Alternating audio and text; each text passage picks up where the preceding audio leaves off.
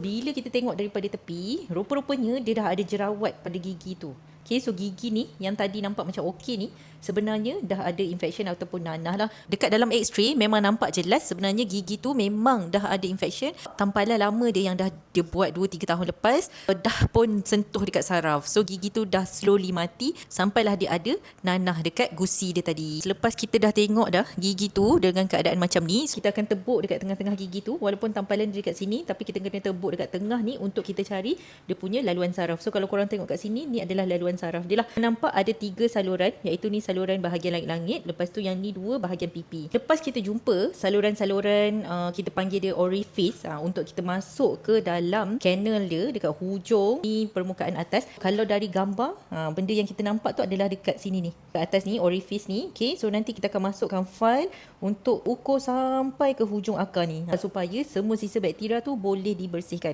File ni ada banyak saiz, kita akan gunakan untuk kita lebarkan saluran akar dia. Bila dah lebarkan, dia akan jadi macam ni. Nampak tak? Dia macam lebih besar berbanding dengan yang ni. Yang ni kan macam sipi-sipi kecil kan. Ya, saya dah besarkan. Nampak ada 3 kat situ.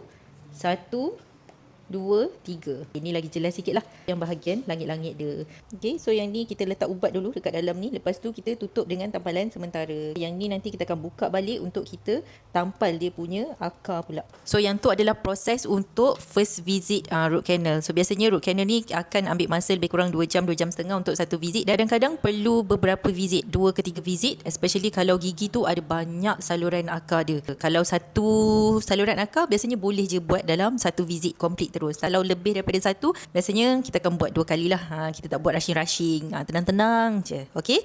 So siapa dekat sini pernah buat rawatan akar? Macam mana pengalaman korang? Okey ke tak okey?